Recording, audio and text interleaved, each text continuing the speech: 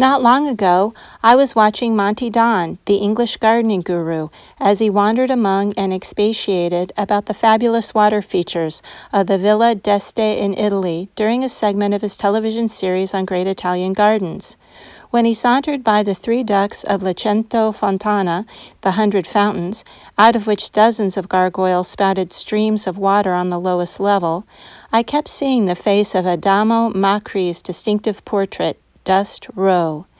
Given its peculiarities, such a face could well have been sculpted and secured to a brick wall for the sole purpose of pouring crystalline waters out of the conch shell replacing its mouth. Art and water enjoy a long and varied history around the world in which masterpieces abound. Botticelli's Birth of Venus, Monet's Water Lilies, Dufy's Bud à Songe, a favorite of mine, Hokusai's Great Wave, and paintings by Turner, Homer, to name a few. The list is endless and must also include the art of photographers, filmmakers, and writers. Moby Dick, anyone? Whether it's a turbulent ocean or a still pond, a lake or fountain, water with its energies, complexities of color, and depths of meaning has always attracted the artist, and everyone else as well. We are drawn to it, yearn for it, praise, fear it, and damn it.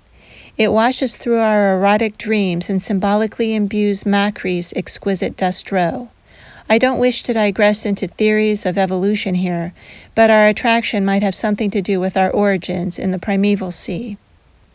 Although no water is specifically depicted in Macri's Dust Row, there is delicate aquamarine, and there is the combination of shells attached to or emerging from the face. I have returned to this portrait many times in a state of dry quandary. It was only during Monty Don's charming stroll through the waterworks of the Villa d'Este that the pressure of wish and wonder burst like a broken main, and I experienced a silent flooding of ideas and feelings, all related to the implicit waters of Macri's Dust Row. I was submerged and would not come up for air until I had done, even at the risk of drowning in confusion. In Dust Row, Macri is either immersed in implications, or I am changing my view of it as often as Proteus changes shape. Speaking of that slippery god, who assumes any number of identities to avoid foretelling the future if we try to grasp him between our hands, I must also mention the sea's mutability. By its very nature, water changes and flows, gives and takes, just as a Macri portrait assumes the various meanings we shape around it, then seeps away, leaving us neck-deep in our speculations. Somewhere in his writing, no, I don't have a footnote here, Jung suggests that Proteus is an apt symbol of the unconscious, but I won't wade in that murky sea. You see where the prolonged study of Dust Row has led me, over my head in dangerous water. Dust Row is complex. It's strange and lovely. It is also brilliant. Throwing adjectives at a work of art, however, never helps me understand why I find it so compelling. Yes, I know. One need only feel and not think too much. So they say. I do not. Feeling and nothing but feeling leaves me floundering like, dare I say, a flounder out of water. I need to connect feeling with the hard ground of thought, even as I immerse myself in the destructive element. If I may be allowed to use Conrad's famous bit of dialogue from his novel Lord Jim, a novel of the sea. Actually, what Stein, a character in the novel, says to Jim bears repeating because it reflects Macri's own conception. Man that is born falls into a dream like a man who falls into the sea. If he tries to climb out into the air, as inexperienced people endeavor to do, he drowns. Nicht wahr? No, I tell you, the way is to the destructive element. Submit yourself, and with the exertions of your hands and feet in the water, make the deep, deep sea keep you up. Destruction here, as in Macri's vision evident throughout his artistic oeuvre, means recreation and transformation, a kind of wisdom born of experience and knowledge derived from the recognition of the deep and necessary nature of change and energy. We remain vital and alert in sensuous immediacy and in the creative eroticism of life in the midst of decay. Nicht wahr? Isn't that true? One doesn't necessarily drown after all, although I recall Macri's haunting portrait, Memento Mori, which shares features with Dust Row, a portrait rich with allusions to mortality, of which Macri is acutely aware. Still, there is that living, seemingly roving eye, the other one buried in the invisible depths of a shell protruding from the socket. One visible eye, singular, dark, peering upwards, and therefore emphatic. What does it portend? A fish eye, the Masonic eye, a spiritual eye, or the Malocchio of Italian folklore? I don't think we need to nail it down to one meaning. Suffice it to say that the presence of the eye in a face covered with shells of various sizes, attached to each other and forming a remarkable mask, directs me to look where it's looking. And seeing what precisely? It's puzzling, a response perhaps Macri symbolizes by the placement of a flat white puzzle piece on the right cheek. I marvel at the silk-washed skin as smooth as marble, garlands of seaweed, shells, and crystals in aquamarine, black hair so flattened as to form a tight-fitting cap, a loose undershirt reflecting the colors of the portrait, an opaque, sandy backdrop, a cord or string of bleached coral around the neck, and subtle shadows as if light is flickering beneath the surface of a calm sea.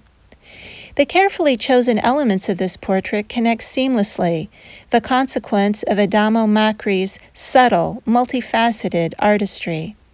I did not at first notice, for example, that the garland seems to grow out of an ear, and there's a trace of a beard beneath the mollusk shells.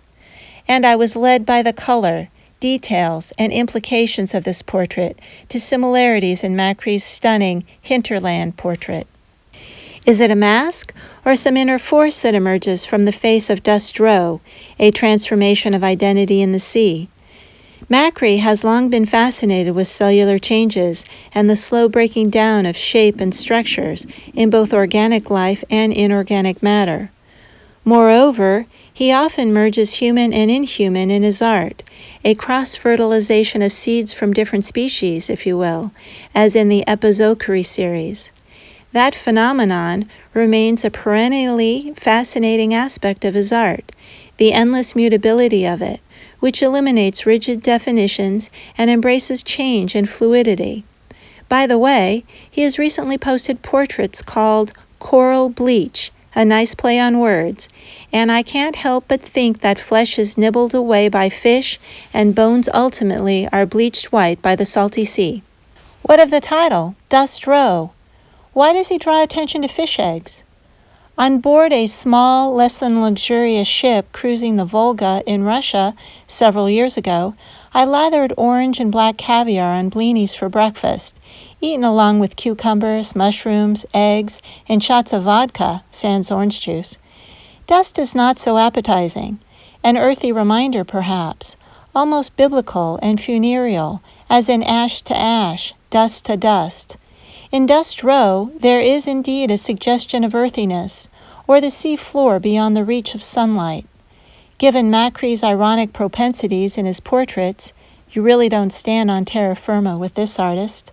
I believe in the fundamental truths of his art, the mystery of beginnings, the relentless passage of time and consequent entropy, the transformation of inner selves and external reality, the incorporation of mythic elements to in our contemporary digital fantasies, the playful shifting of identities, and not least, the ultimate absurdity of insisting on one point of view to the exclusion of all others. Both Dust and Row, therefore, make sense. Out of something, call it an egg, and I can't help at this moment but allude to Brancusi's sensuous, egg-shaped sculpture entitled Beginning of the World. We develop parallel identities, even as we also break down into something far from the original, at least in outward appearance. Beyond this point, I do not wish to go at the moment. Adamo Macri often leads me, and I can't be alone, along the mysterious paths of a complex, otherworldly garden and into sea changes caused by speculation and wonder. As long as my imagination is awash with his unique portraits and other works of art, I remain in a condition of change in a sea of alternatives. My swimming gets stronger, even as the clock keeps ticking to the end. As Macri himself has said, I love the concept of mystery because it's reflective of life. It holds the essence of newness because it doesn't ever fully reveal itself. There isn't anything more intriguing, elusive, and ambiguous than the idea of time. Change can be significantly drastic. The shift and transformations become unrecognizable. The outer surface reinvents itself as the internal remains constant. These measures play with the concept of time, commonly understood as a gradual process. I'm known for being a masked artist in a constant state of flux.